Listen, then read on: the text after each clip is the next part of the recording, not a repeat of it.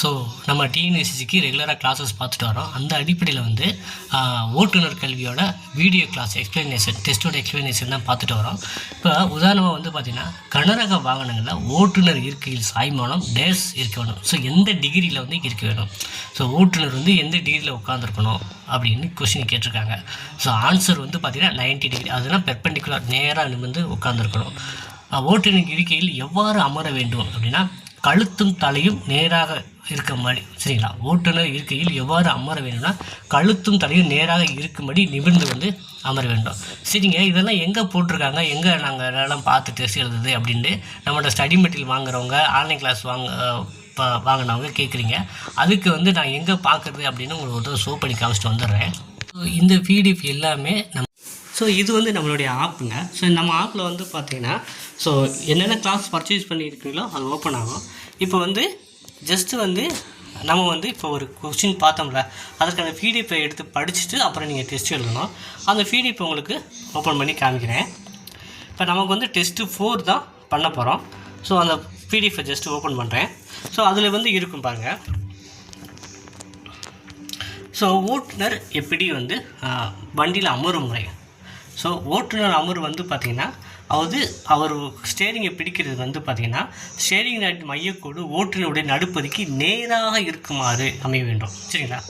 So அந்த இப்போ படத்தில் காமிச்சிருக்க மாதிரி தான் ஓட்டுநர் வந்து சீட்டில் உட்காரணும். அதே போல் 90 டிகிரியில் வந்து நேராக இருக்கணும், ஓகேவா?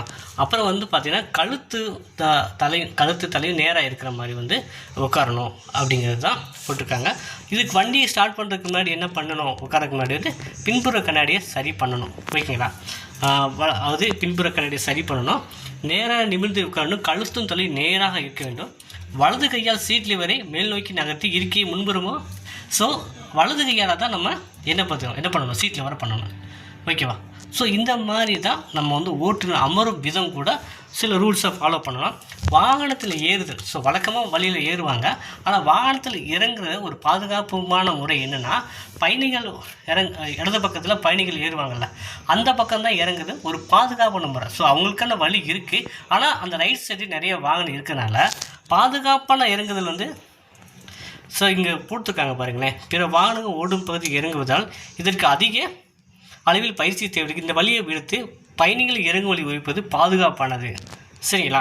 ஸோ இந்த மாதிரி தான் பாதுகாப்பாக இறங்கணும் அப்படி கூட சொல்லியிருக்காங்க.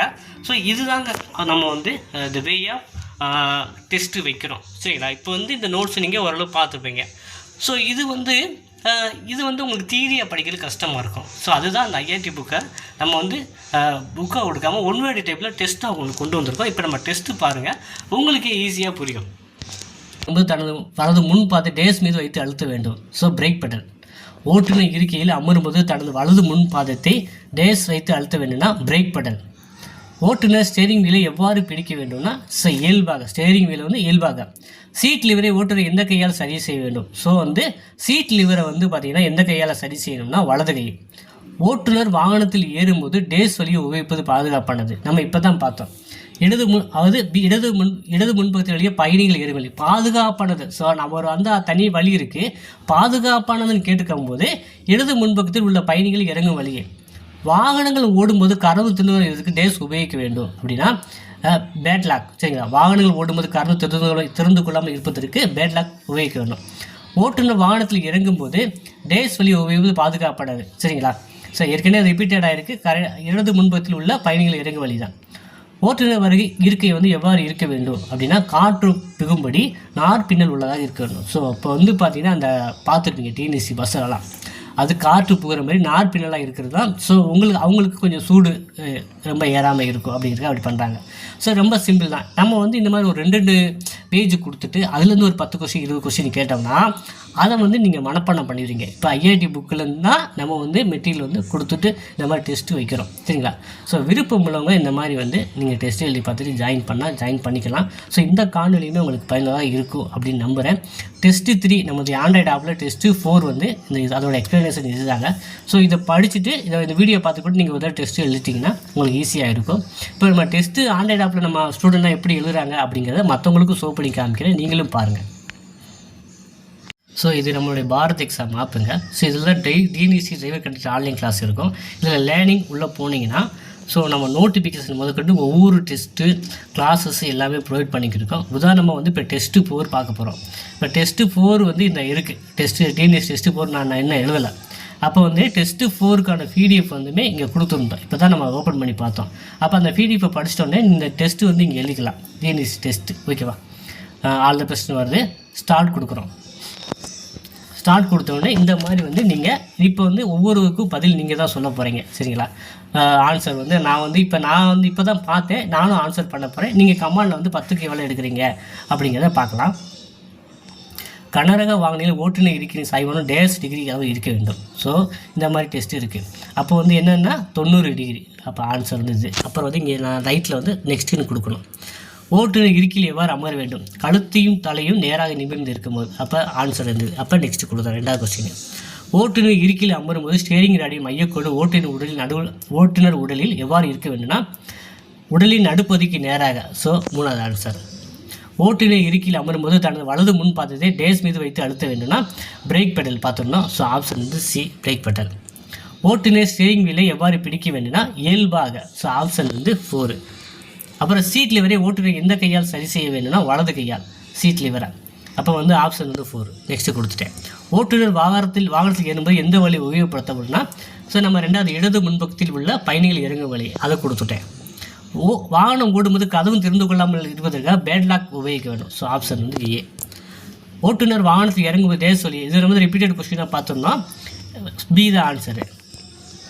ஓட்டுநர் இருக்கை எவ்வாறு இருக்க வேண்டும்னா காற்று புகும்படி நாற்பின்னர் உள்ளதாக. சரி, இதுதான் ஆன்சர். ஓகேவா. அப்போ நான் எண்டு கொடுத்துட்டேன்னா இப்போ வந்து பார்த்தீங்கன்னா உங்களுக்கு ஸ்கோர் வந்துடும்.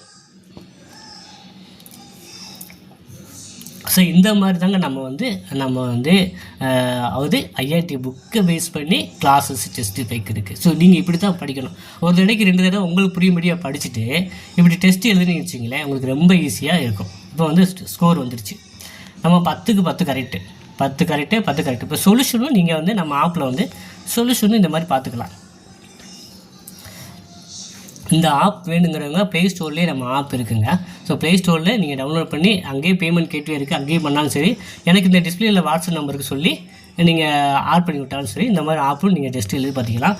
ஸோ இது வரைக்கும் நம்மளுடைய ஆப்பில் வந்து எவ்வளோ டெஸ்ட்டு இருக்குது அப்படின்னா முதல்ல ஓட்டுநர் கல்விக்கு வந்து பார்த்திங்கன்னா ஒரு 14 டெஸ்ட்டு முடிச்சிட்டோம். சரிங்களா. ஓட்டுநர் கல்விக்கு மட்டும் மொத்தம் 14 டெஸ்ட்டு. அது பிடிஎஃப் கொடுத்துருவே இந்த மாதிரி 14 டெஸ்ட்டு இருக்குது. அடுத்து வந்து போக்குவரத்து கல்விக்கு வந்து இப்போ 14 டெஸ்ட்டு ஆட் பண்ணிட்டோம். ஸோ நம்ம சர்டிஃபிகேட் வாங்கினு பார்த்துக்கோங்க. ஓட்டுநர் கல்வி போக்குவரத்து கல்விக்கு வந்து 14 டெஸ்ட்டு ஆட் பண்ணிட்டோம். ஓகேவா. இந்த மாதிரி 14 டெஸ்ட்டு இருக்குது. ஸோ அதுவும் இன்றைக்கி முடிஞ்சிருச்சு. அடுத்து வந்து வாகனவியல் தான். அது வந்து இன்னும் ஒரு வாரத்தில் முடிச்சிட்டோம்னா நீங்கள் எல்லாம் படித்து தான் அது நம்ம இதில் ரிவிஷன் தான் பண்ண போகிறோம். நிறைய கிளாஸஸ் எக்ஸ்ப்ளனேஷன் வீடியோஸும் வரப்போகுது. சரிங்களா. ஸோ இந்த தகவல் வந்து பயனுள்ளதாக இருக்கும் அப்படின்னு நம்புகிறேன். உங்கள் நண்பர்களுக்கும் இது தேவைப்படுதுன்னா அவங்களுக்கு ஷேர் பண்ணுங்கள். இந்த வீடியோ பிடிச்சா மறக்காமல் லைக் பண்ணுங்கள். நன்றி, வணக்கம்.